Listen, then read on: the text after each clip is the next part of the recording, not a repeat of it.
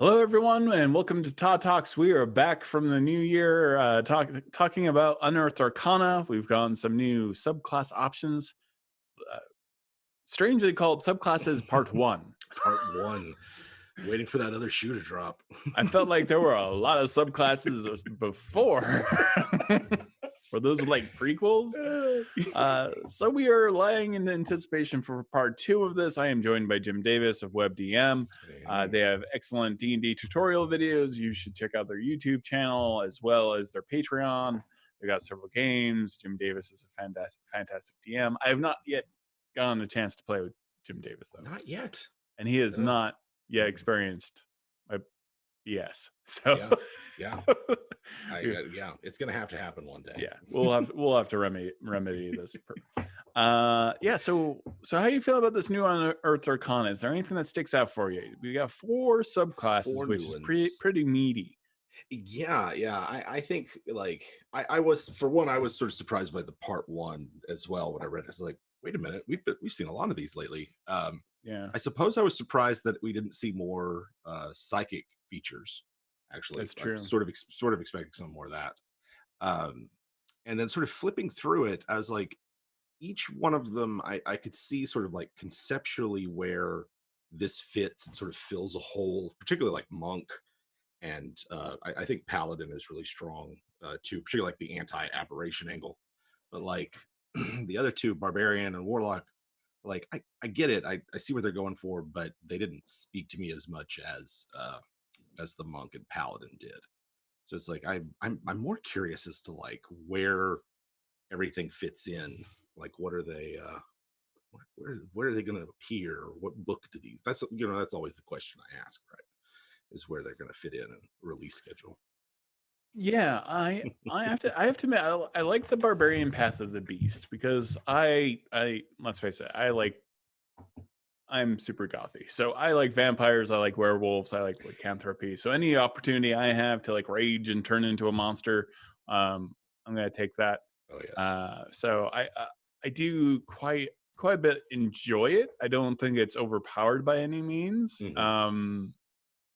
I do like, so if we take a look at the path of the beast, which is kind of the first thing here, and they give you the options like your parents might have been lycanthropes. You may have descended from a legendary druid. A face spirit may have cursed or gifted you. There's a lot of ways why you would have invoke the beast. I almost thought this was like a shifter racial class for a hot second, Right.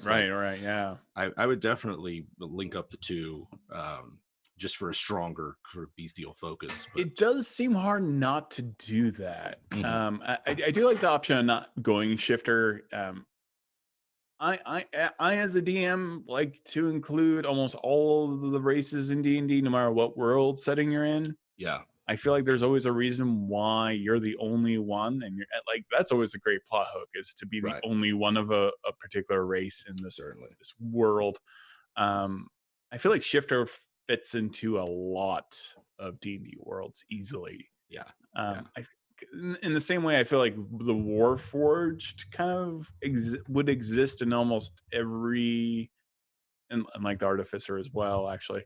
As a subclass would almost fit into every world at some point. Like some construct's going to be sentient. I'm sorry, it's just going to happen. Yeah.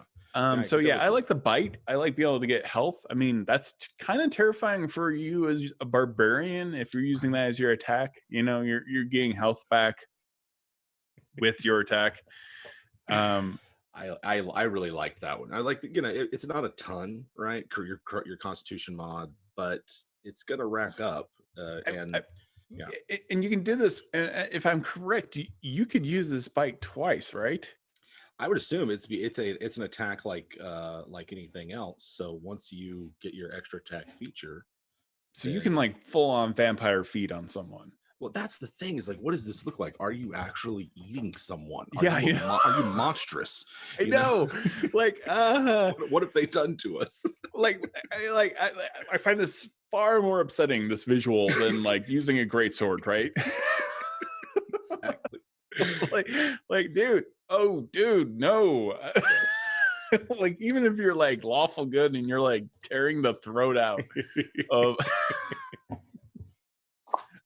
of some aberration, you're just like, I don't know if we can hang out anymore, man. Like it is. It kind of like, well, and immediately when I was thinking of that, I was thinking of the Darkest Dungeon aberration class that you play in the video game, where you're like a mild-mannered, scared sort of victim, and then become this monstrous thing. So like if you're going for that angle of Barbarian, of like Jekyll and Hyde, Banner and Hulk sort of thing, then I could see that working. But I might just, I don't know. Yeah, like, I've been working on a similar subclass too, that has like some of these kind of elements. Yeah, it's still creepy. I think it's actually quite powerful. It might be. I might be wrong, but I would have to test it out in gameplay to see. But Yeah. I'm very tempted by it. So you can also choose to have claws instead, and they do 1d6 slashing damage, and you can get an extra attack on that. That could stack with some things pretty handily. Yeah, and it's like you don't. It's not. It's not. It's better than 2-weapon fighting. It's like you're as if you're armed with 2-weapon fighting, but you don't have to spend that bonus action, which means you do it the same round you rage. Yeah. For one. Yeah. And am I reading it right that if you had 2-weapon fighting, this is where I'm wondering, because in here it says your hand transforms to claws. It doesn't say that it's a melee weapon. Yeah, I don't know if where it said that. So am I allowed to make it a two? Like, would you allow someone to? Do you also use two weapon fighting as well on top of this? I would allow it. Yeah. No, it says maybe. Natural melee weapon. Yeah, it does say natural. Not in the individual ones, but in the overall descriptor. Natural. Yeah, in the overall description it does, so it counts. I kind of wish that monks could get that same love, but man. So that is one. But we man, can't go okay, back so you got like two. You got 2 attacks, right? So yeah, your 5th level, 2 attacks. You got 3. 1, 2, 3, 4. Yeah. And if you've done some chicanery with like Hunter's Mark or something like that, by the Ranger and the revised rules where it's not necessarily a spell, I don't know. Sure. I feel like there's something in there. Obviously, you can find ways to make the stack even more, but you were just like tearing the crap out of something. Yeah, I would want something like that. You'd want to maybe dip fighter for dual wielder so that you could get the extra damage there. That would oh my god, and then the action surge. Like, I mean, it could be rough. It could be it could be kind of bursty. Yeah, right. Like you just go in and everyone just leaves you alone. I mean, it really is kind of Hulk smash time. It really is. Yeah, it's like that one, which is the it was in Mordenkainen's. There's a fairly low CR monster that has like a 6 attack burst. Like you move 90 feet and make 6 attacks once. Yeah, no, it's this is kind of nuts. I mean, on the one hand, I kind of like it because it sort of screams Wolverine or Sabretooth, like those kind of superheroes that just like go into a frenzy and rip people apart. This is not a nice. Like, I'd love to play someone who's horrified by what they do when they rage out. Oh, just absolutely horrified. I think I'm down for the I creep out my entire party element of it. Like, yeah, he's a nice guy, but man, that's creepy. Yeah. It's got like that moment in Days of Future Past where Wolverine shows his claws and Quicksilver's just like, gross. That's gross. That's terrifying. Yeah. I like that being just kind of like. I was thinking more of a Deadpool 2 acid vomit moment, but that's just. Oh yeah. Oh my god, that was the worst. And I have made a character that is not optimized, but I made the Batarian. I call him. I've actually called him Batarian. He is a ranger. He takes a dip into ranger to be swarm, so he can add bats to his damage, and he also becomes like a werebat when he rages, and then he does like the claws or the bite. But if he's doing the claws, every single one of those attacks, and the thing is, you need a bonus action to rage. You need a bonus action to summon the swarm. So it takes a while to build, but then you're getting another, like, I forget what the die is, but you get another set of dice onto every time you hit. And then this gets really mean. Like, that's brutal. Round 1, it's mean. Round 2, it's like, yeah, you are. I become the werebat I've always deep down wanted to be as Todd Kenreck. So I think now I think that's just to take brute fighter from the UA and just go with that one instead. Get that extra damage die. That's true, but I like the idea of the bats flying with me, right? Like, I look like a bat. I got a bat. I got a bunch of bat friends. I'm excited about that. Tail is creepy. Yes, I don't know what's growing the tail, but that is some alien stuff. I love it. It's lashing, spiky. D12 with reach is what's selling me on this. Yeah, because there's nothing that says you can't like sword and board, and then tail.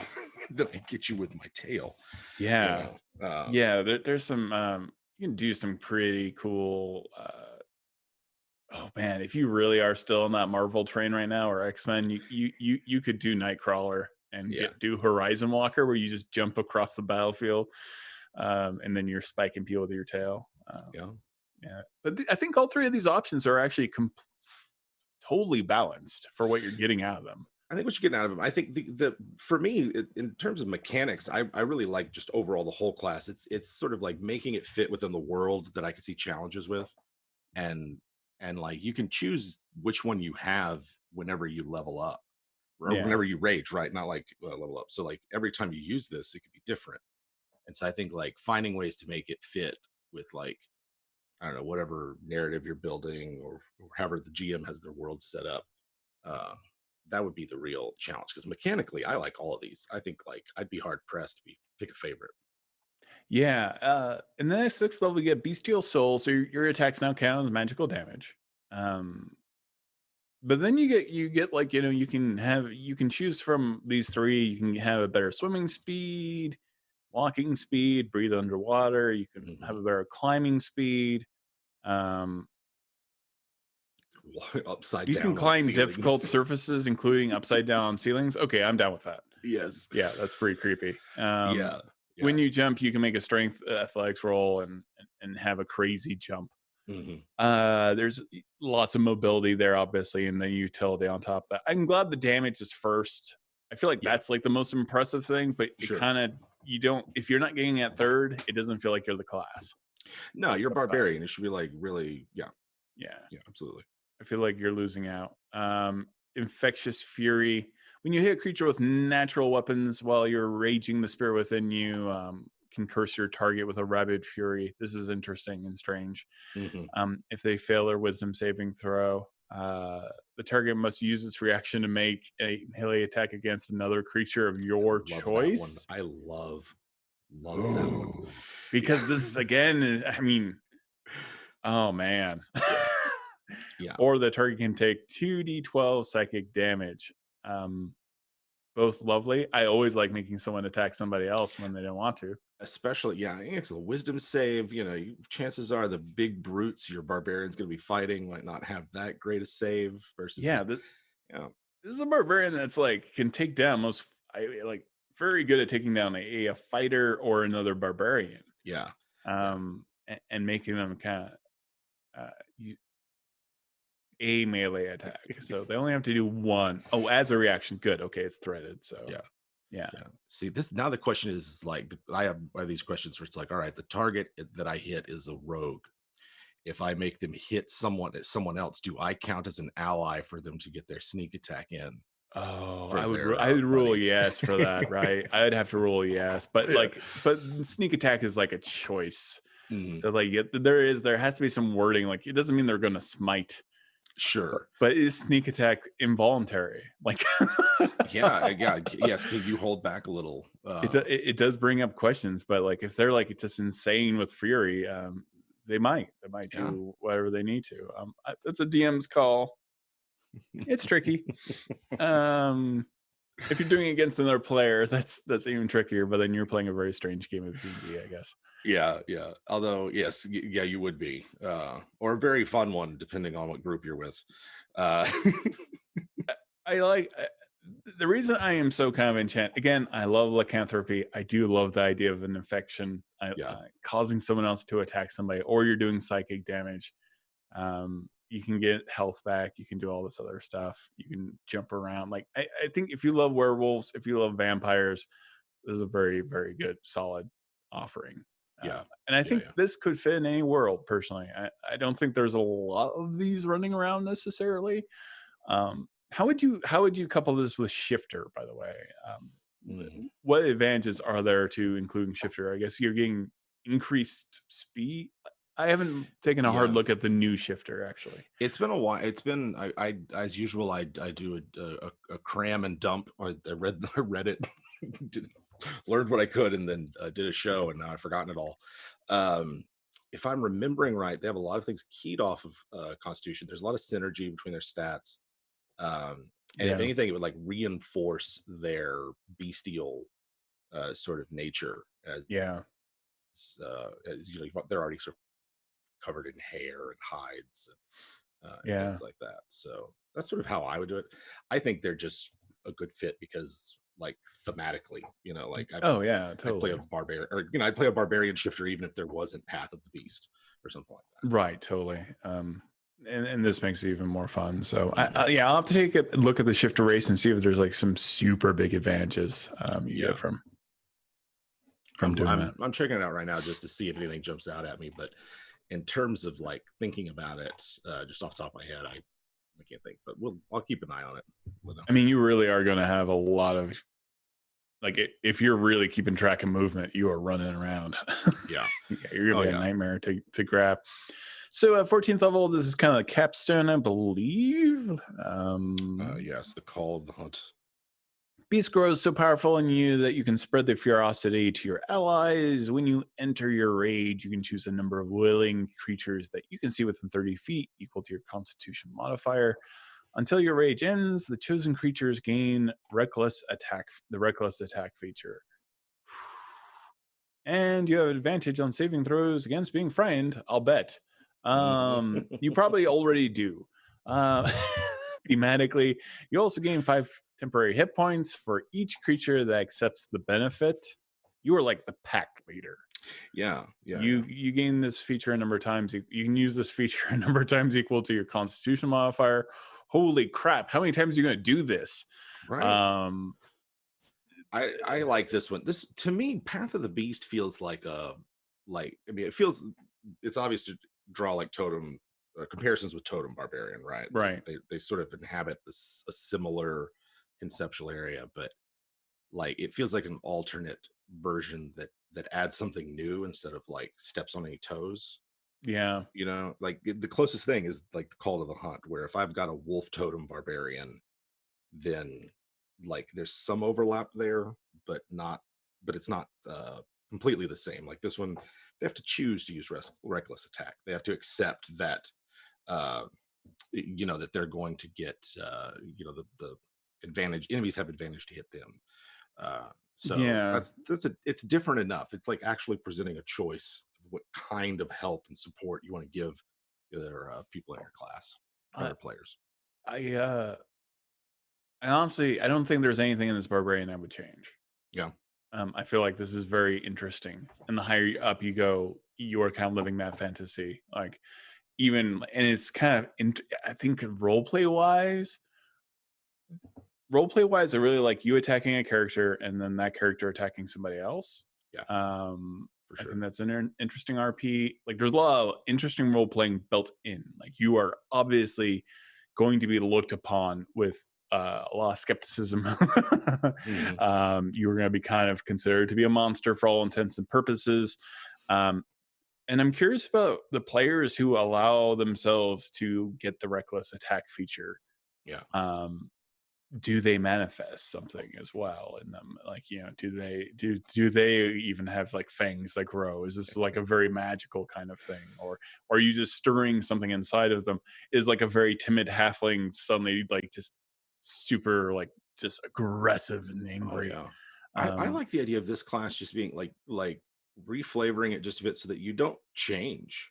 like nothing happens. Like this is the angry guy barbarian, right? Like we don't know what happened. He just started clawing at this person and biting. Oh, that's scary. That's kind of scarier. And you can you can do that. I think I do like the lycanthropy flavor to be in it, baked in. But man, I also like the idea of like, that whole Nicolas Cage thinking he's a vampire movie, which I've never seen, but boy. But it's like nothing. It's just someone's angry. Yes, they so believe it in their head. That's way scarier. Yeah. Like a Renfield who really believes that they're going to get eternal life or something like that. Oh my god. Yeah, so I'm personally, I'm super gothy. I am a fan of this. This is the Barbarian I would personally play. That much. Nice. Now that I really take a deep dive into it, I think it's pretty powerful actually. Yeah. Now this is kind of the one that excites you the most. I believe it's the Way of Mercy. Kind of run me through this and why. So I really like this one. They've got this this sort of a flavor that reminds me of like the Plague Doctor. If you played like Assassin's Creed 2 or something like Renaissance with the beaked kind of mask. So they're the Way of Mercy monk is like they're either members of a religious order or a monastery or something that use their mastery of martial arts to grant healing magic. And I just absolutely love this because, and this would be a tangent, but hear me out. The fact that medicine is modified by wisdom and not intelligence as a base, to me says a lot about the world of a typical D&D place. Like medicine isn't like an analytical evidence-based thing. It's an intuitive, how connected are you with this other person, how in tune are you or this other person with the universe sort of thing. So I think that's a very compelling alternative to healing as D&D, as in like a bright light and the wound just goes away. And this is more about manipulating the natural magic that's in a D&D person, if they lived in a world like this. And so the monk here manipulates that. They get at third level, they get implements of mercy. You can take either insight or medicine, which I think reinforces the idea of healing being an intuitive thing as opposed to a reason or analytical thing. And then you gain proficiency in herbalism kit, which lets you make potions of healing. And the poisoner's kit. And then you get 2 features which modify basically your attacks. And they are Hands of Healing, which lets you spend a key point to restore a number of hit points equal to whatever you roll on your martial arts die plus wisdom modifier. And you can use that to when you're using a flurry of blows, you don't have to spend the key point to replace one of the strikes with a heal, which is, I love that. I liked it in 4th edition when they kind of let clerics attack and heal at the same time. I kind of wanted that from the Redemption Paladin. I sort of wanted them to be able to convert smite damage into healing. Instead. Man, you were just back in the fight then. Yeah. And so I like that this is there, that you can be, in one round, you can be beating up and stunning another person and then turning around and delivering a quick heal to a fallen ally. I like that imagery.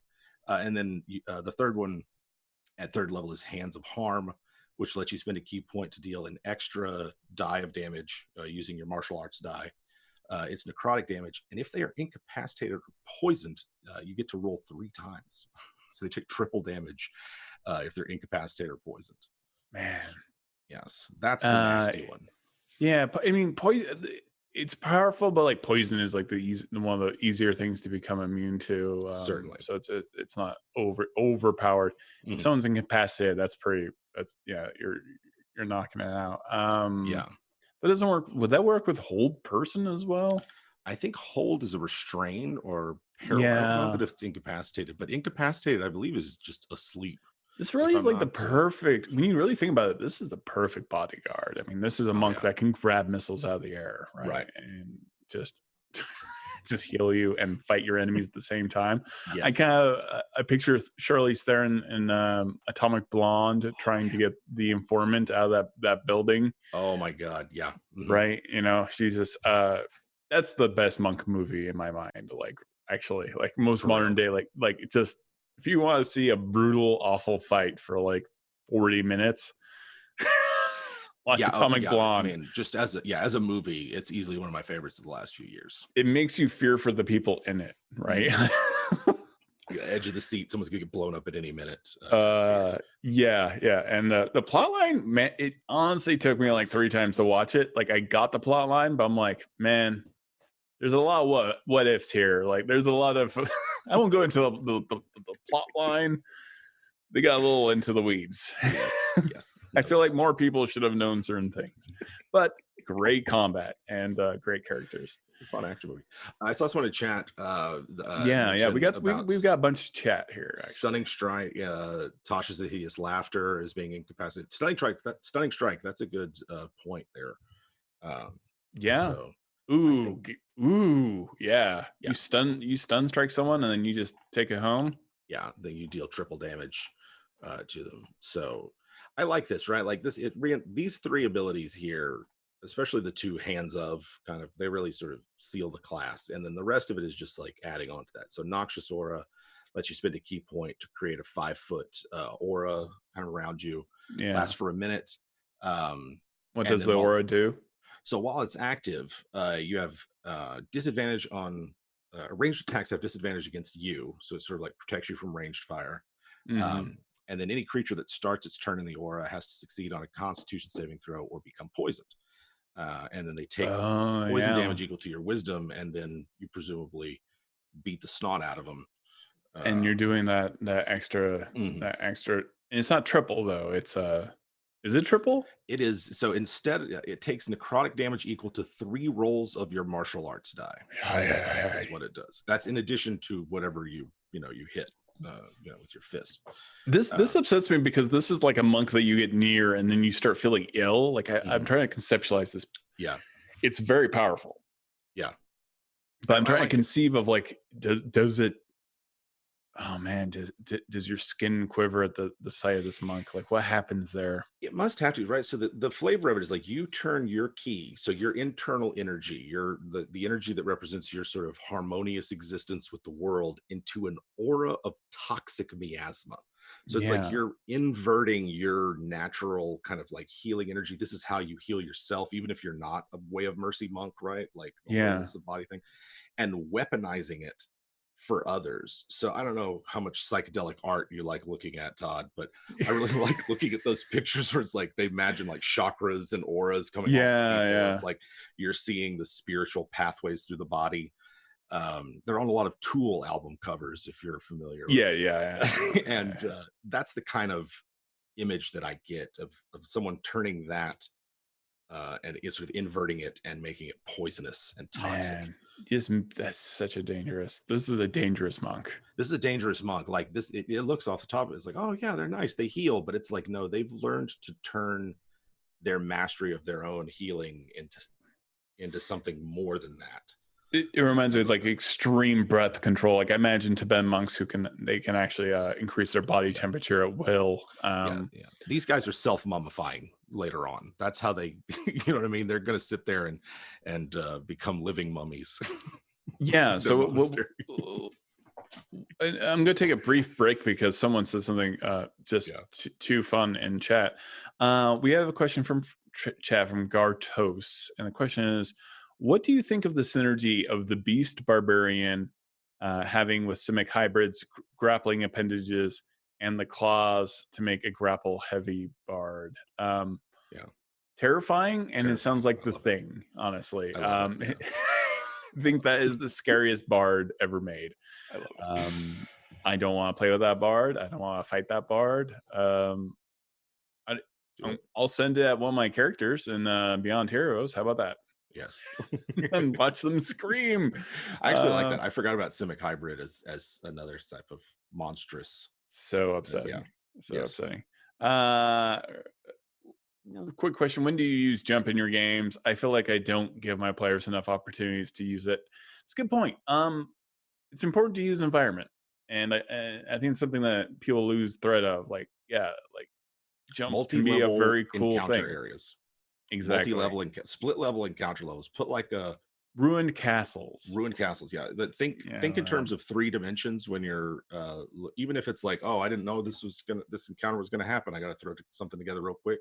boulders, fallen trees, brush, fences, anything you can vault over, stand on top of, give me one of those. Yeah. Someone's asking if we can make since the totem of the duck, can we make a were duck? It's your game. We can play Rune Quest, and I will happily play with a duck, a savage duck. Yeah. Another silly question is if Jim Davis was a warlock patron, what powers would he offer? What things would he demand? Man, I don't know. That's a good one. I think I'd probably offer the ability to lose yourself in hours of time without the sensation of it passing, and the ability to have an imagination that will get the better of you all the time. That's what we'll offer. I would turn all my patrons into werewolves. Let's do that. I also like the idea of a shaved head werewolf. I mean, it's pretty gimmicky for a movie, right? Like the bald guy is the werewolf, but still. Well, it only becomes a bald werewolf. It's not any worse than the guy with the long hair and the beard being a werewolf. I mean, it's like, oh, he's the werewolf? I guess. Oh, weird. Another question for Jim Davis. Was a warlock... Wait, no, I already did that. Yeah. Question, only one of these subclasses is published. Which one do you... if only one of these subclasses is published, which one do you want it to be? We will answer the question of that at the end of this. So let's continue with the monk that you so love and adore. I really do. Yeah. So we get past this noxious aura, which I think is fun. But let's be honest, poisoned is a very easy condition to get immunity or resistance to. It is. Which is why I have several different conditions, levels of poison in my home game, not just the one. But it's super cool when something fails it. Yeah. Yes, for one. So healing technique basically boosts your hands of healing feature and lets you end a disease or a select condition, blinded, deafened, paralyzed, or poisoned, whenever you use it. And then for 17th level Hands of Mercy, this is one of those features that's like, I don't know how I would use it yet. And I like things like that. And spells, features, abilities where it's like, I don't know what this is for, but I like it. So you can spend 4 key points, which I guess now's the time to say that this monk is hurting for key points. Like there's a lot of things they're spending their energy on. That's true. And then they can willingly fail the save. Otherwise, they make a con save. And if they fail, they enter into a state of suspended animation for a number of days equal to your monk level or until you end the effect. They are paralyzed, have immunity to all damage, and any curse, disease, or poison effect is suspended. To all inspection, they appear dead. And spells will reveal that as well. And I just kind of like that you can use it on yourself. Which begs the question of if you can end it while you're in suspended animation. I kind of would let it happen. There's nothing that says you're not conscious, for one, I think. Which brings up an interesting thing of just laying there dead thinking. Yeah. Right. Not aging or doing anything. Yeah. You're just there. Working out your plans. I mean, if you don't, and you don't need to breathe or anything, so you could be like underwater. Again, I'm being gothy, but like in a coffin, right? Like Dracula or something. Yeah. And just working things out. Yeah. Is interesting. I think a lot of this would depend on like how literal your DM was being with like immunity to all damage.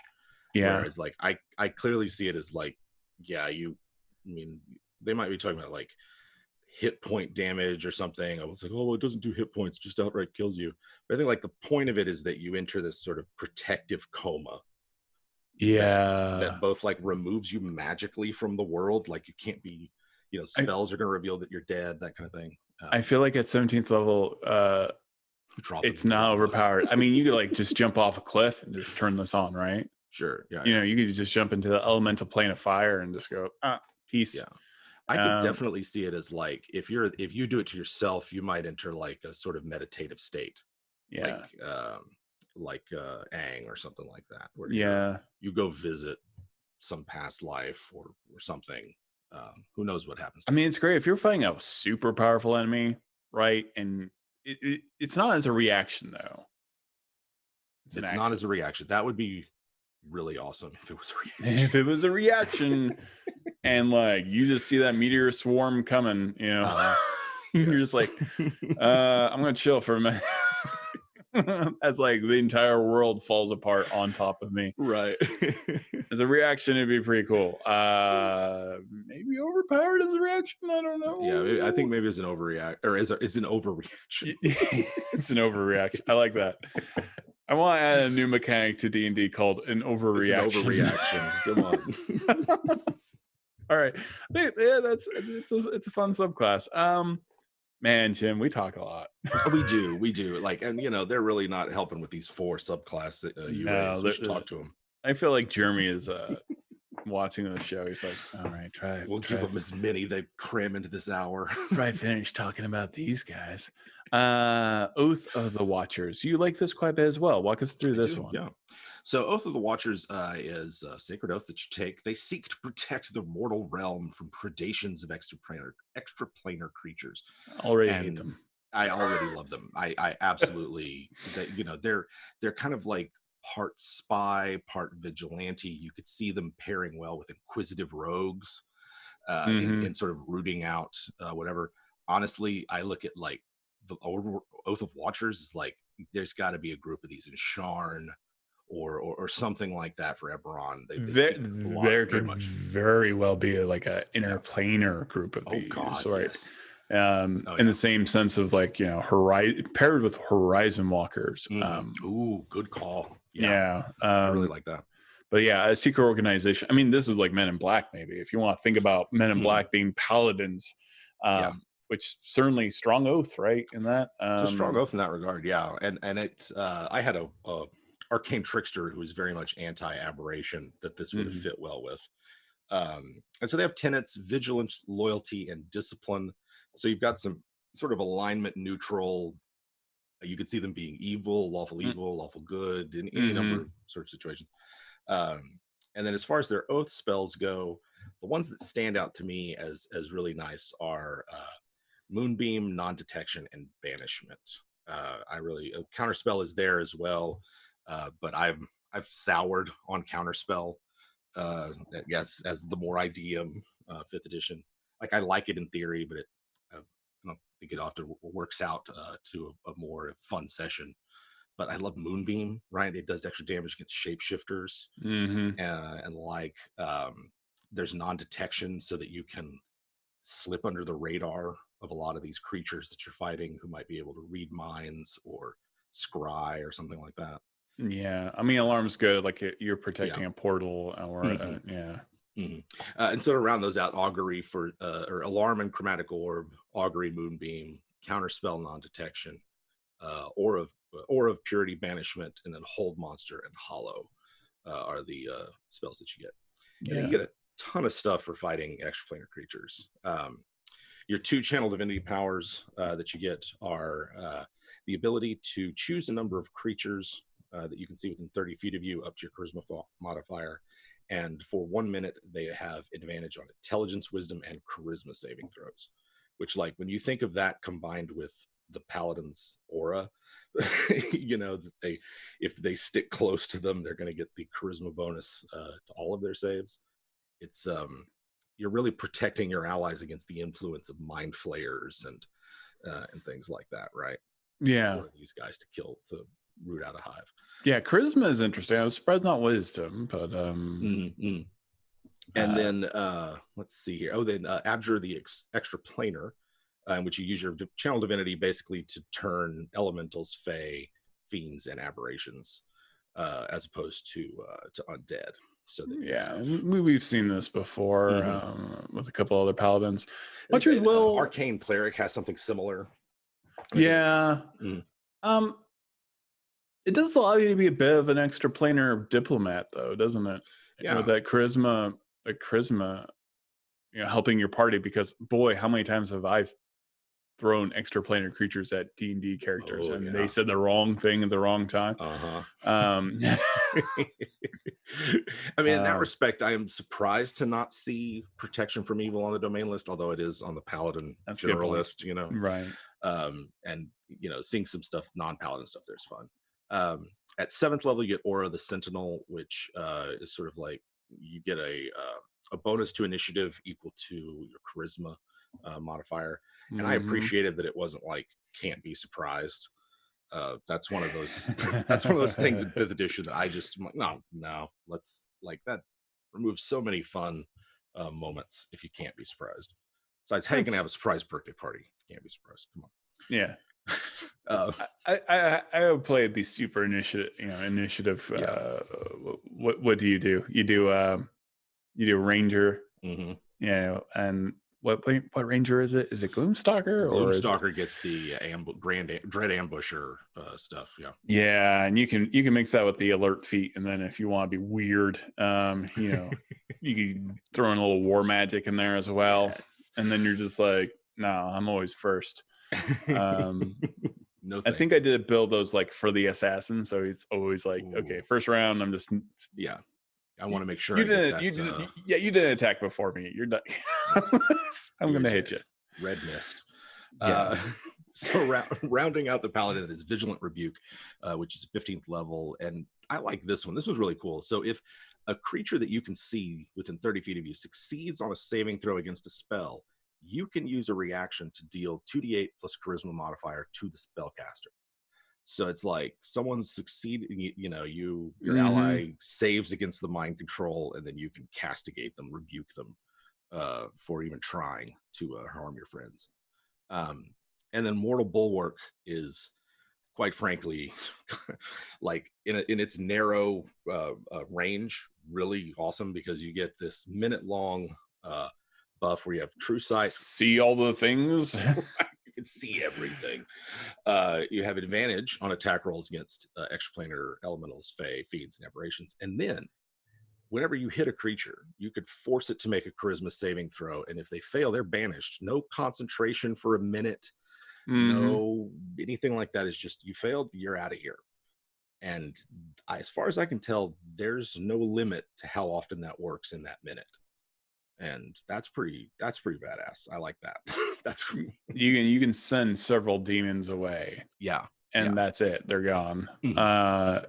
And yeah, again, oof, man, this and Horizon Walker together, that's an extra planar. I don't know who else I would throw into the mix on that, but like a conjurer. Definitely I might do a conjurer as like the expert on summoned creatures. That's like a good point. That's a good point. Or trying to think of who else maybe would be good. Or there's several clerics that might be good. Arcane Cleric has a lot of really good stuff for extra planars.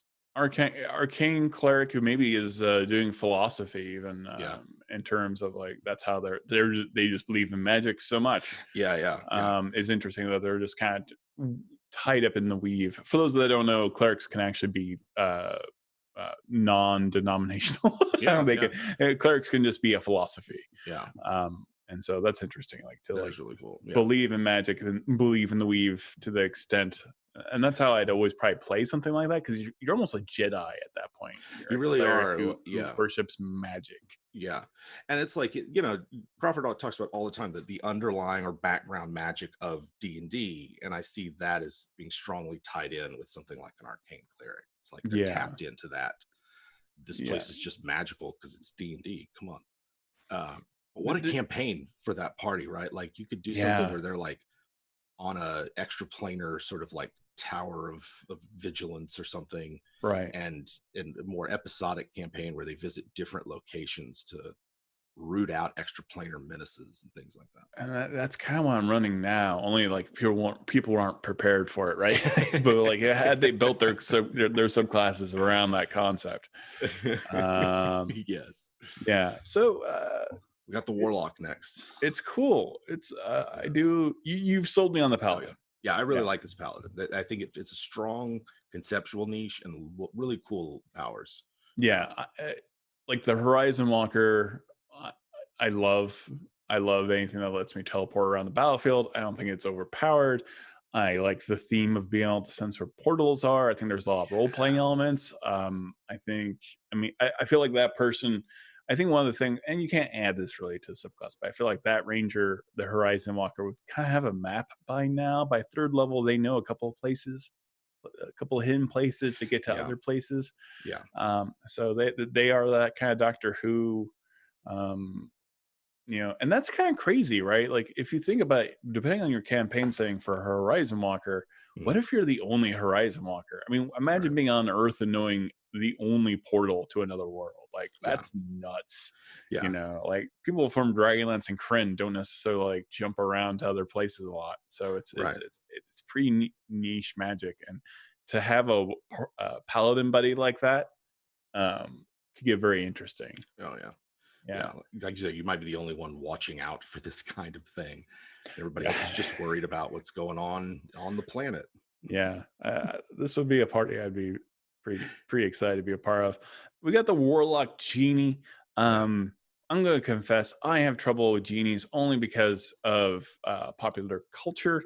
I've watched a lot of Looney Tunes. Will Smith isn't helping me either right now. So even lots of literature I've read, like Practical Demon Keeping. It's pop literature. Whatever. It's literature. It is literature. It is a very fun book. It delves into the world of genies, and of course, a genie would be a patron. This makes perfect sense to me. Absolutely. It fits in the D&D like Al-Qadim. I don't know if Dark Sun had genie sort of like granting magic, but clerics worship the elements. You know? Yeah. And there are, I mean, even with the announcement of Wildmount, you know, the gods don't just go there and cannot. So elemental beings, though, however, of power can. And we recently saw in The Witcher there was a genie and I like that interpretation a lot more. That it's just this mist that comes out and has its own agenda and thought. And it is very much an elemental force rather than a blue Will Smith. I really try to play genies up most elemental creatures as way more alien in their thoughts. Than even fiends or something like that. I think this is I think you have to come at this subclass correct, basically, because I have a character right now who worships the Phoenix, the primordial, and so conversations with that are very weird. Because it's like having a conversation with Godzilla. Like what does the ocean have to tell you? Right? The ocean only cares about a few things. It's vast, you know. What does a bonfire have you may be misinterpreting what it's saying. Its wants, needs, and desires are much different than yours. So even with genies, like the personification of them, I kind of resist too, and treat them more as like noble elementals and like a separate people. I think I would run that very much in that kind of vein as well. Something a little bit more unknowable. So first level, you get your own genie phylactery. Basically, just murdered that word. So you get a vessel, you get a little tiny object that your genie fits in. Basically, I mean, that's what we're kind of saying. That's what it seems like, and these are all like classic genie containers. There's an oil lamp, there's an urn, there's a ring, a bottle, you know. This is very like what the Hexblade originally was in UA, in the sense that the blade itself was what you made the deal with. Right. This feels a little bit like that. And you can certainly, I think, still play the Hexblade that way if you wanted to. I really kind of like that. The one Hexblade I've made was just like, they just dream of an axe frozen in a glacier. That's their kind of shtick. But this was one I had kind of trouble wrapping my head around at first, just because of the way it's worded. Because you get a lot of text about like, what is the object? What does it mean to you? And it's really not till the end that you get in a sense for what it can do. Yeah. And I think the key here that people might skip is it's a willing creature that you can see within 100 feet of you, that you tether. And I like, at first I thought like, oh, you're collecting souls to give to the genie or something like that. But no, it's like you, like a party member or something, you know, you want to share this power with someone in your, like an ally. Yeah, that's interesting, because you can do things like you get bonus to you gain a bonus to wisdom or perception, I mean, your wisdom and perception checks equal to your charisma modifier. When you cast a spell, you can deliver the spell from your space or the bound creature's space.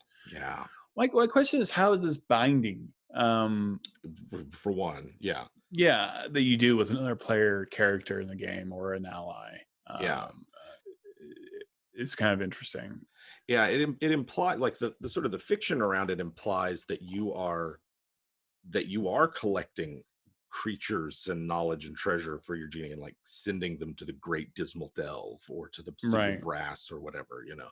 Although I'm assuming with genie they're meaning jinn and like the air, but I don't know. Come on, like I'd let them, any of them. They're all fun. But I would want to just work out with the player, like, okay, what does this mean? Like, how did the players that get a benefit from this, do their characters have to, do they owe anything to this genie? Is the genie going to come like, hey, you've been tapping and tethering my power to these people for, you know, however long now, right? It's time to pay up. Yeah, it has a lot of questions, which I like. Yeah. I'm not going to go into much detail, but I'm working on a warlock. You probably figure out what that means. You as a warlock are literally warlocking. So I'm pretty excited that subclass. I'm still working it out, but if you're a fan of needful things, yeah, hold on to your butts. Level 6, you get elemental resistance. This is natural. This is great. Yeah, this is good. I will say one thing about the first level feature. Choose fire. Oh yeah, choose fire for one, right? Is that you can use this to bypass counter spells, right? Because it's like, if you're having the effect take off from somebody else's space that is, and you're out of sight, I guess, I don't know, I might play with that a bit, because the effect originates somewhere, but it's cast from one place.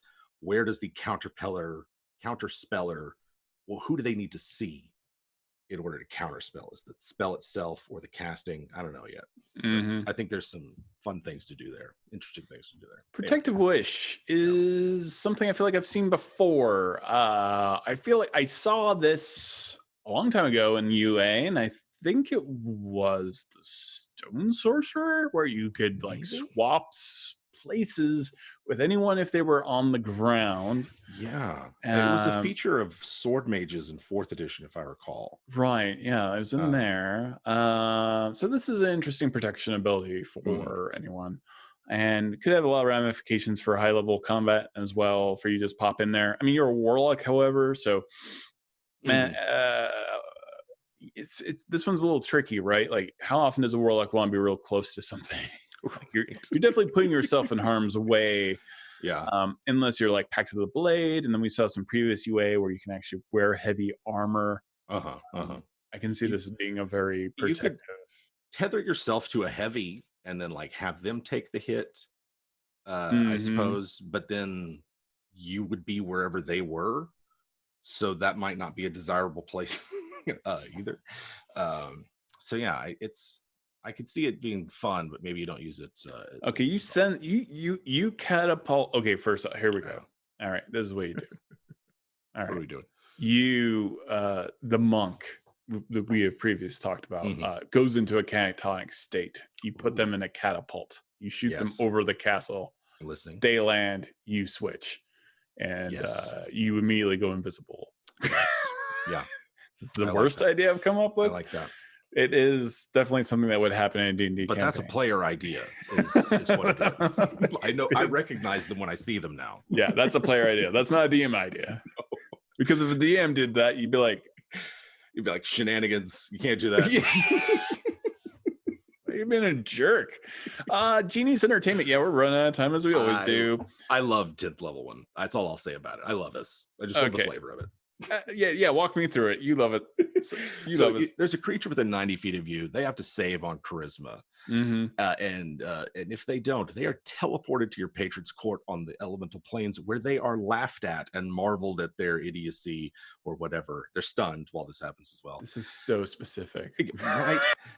And it's kind of like a banishment, kind of not. It's like a mean banishment, man. It's a mean banishment for one. It's like, yeah, they get roasted.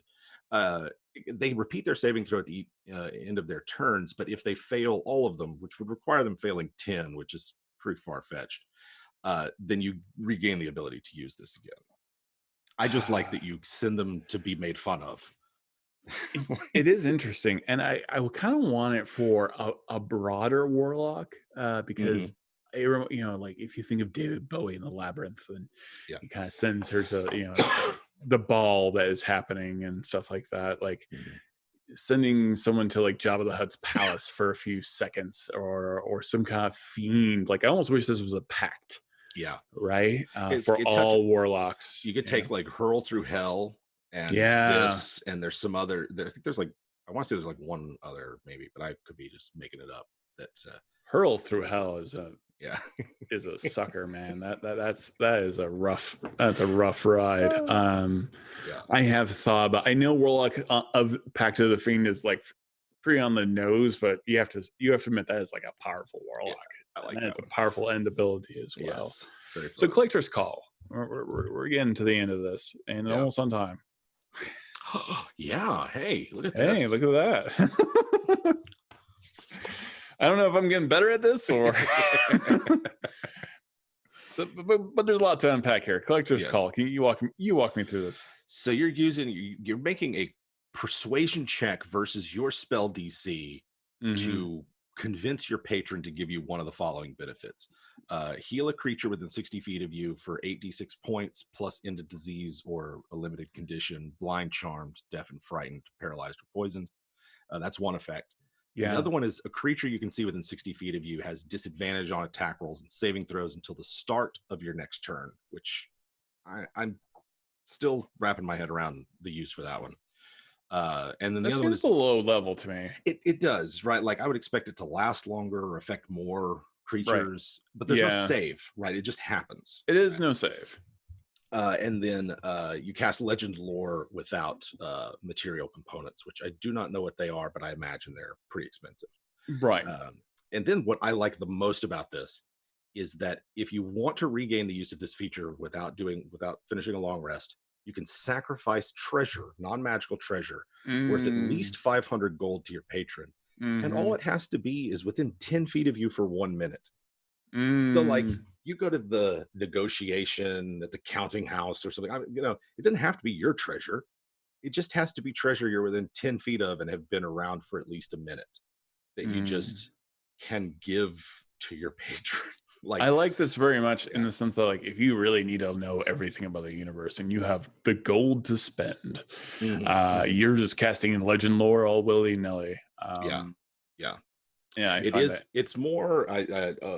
Lauren helped us out in that the material components for Legend Lore would be cheaper than the 500 gold piece sacrifice. Okay, good.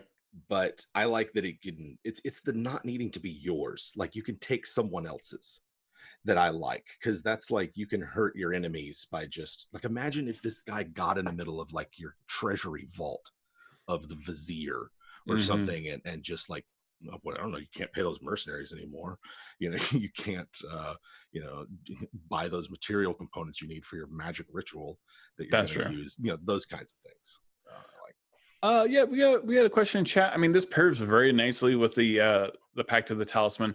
I love the Pact of the Talisman.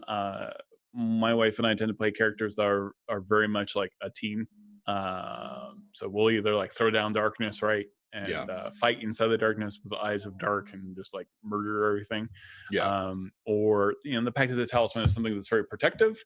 So I like that very much. So is the additional stuff that's in UA about writing someone's name in the book. It's got a kind of nice creepy flavor, but it's got a lot of utility for two characters that want to like protect each other a lot. And I think it's very interesting, and it pairs very nicely with this as well. I find this very charming. I think it's very thematic, and it makes me think I want more stuff that directly involves your patron. I really like the court. The court, I really, really, really like the role playing moments. There is a very specific moment that it reminds me of in some ways. I mean, not necessarily completely, but a Chris Perkins Acquisitions Incorporated game where he actually sent Omen Drawn to hell, and to talk to a devil. And Omendron actually sold the soul of one of the clones of Jim Dark Magic. I loved it. I love that. I believe Jerry got a natural 20 and basically out legaled a devil. And to have those kind of role play moments of like you can be sent to some place is interesting. I think it'd be interesting to send yourself, right? Yeah.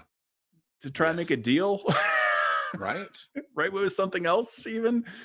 And I think we're gonna use that for my warlock. So that's mine. You're the warlock that like sends yourself to make deals.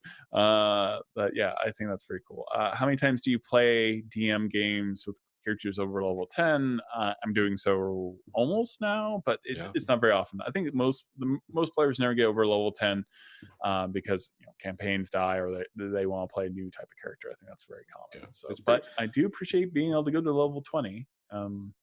Yes, being level 20 is pretty dang cool. Fun times. And I think that's all the questions, and we're out of time. I really like the beast. You've sold me on the monk. Monk is pretty cool. Yeah. And now I'm pretty jazzed. I'm actually excited to not play a Watcher Paladin, but to have a Watcher Paladin in my party and then play a character that can complement it. Yeah. I like that kind of stuff very much. Definitely. Yeah. It's fun to think of like the focused campaign that these work best for and like and what it kind would be of party fit in well with. Yeah. And honestly, the Genie Warlock would be interesting to play with another Warlock. And they have two different agendas. Yes. Or maybe the Genie, like maybe that's how the Genie ended up in the bottle in the first place. It's because of the other patron. It's like the other Warlock's patron. Patrons and Warlocks. Yes. It's Patrons and Warlocks is my new game. Down. Yeah, all the way down, man. I think that would be very interesting.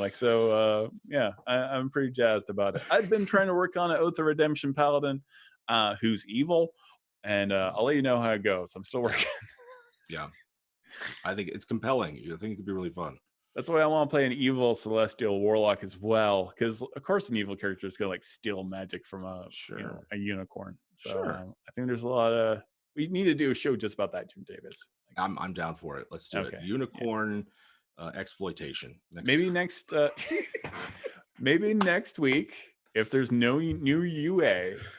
Yeah, whenever part 2 drops. We make some we do crazy builds. Maybe like crazy concept builds. Yeah. Maybe we bring our A game to that. So it'll be fun. Thank you everyone for watching Todd Talks.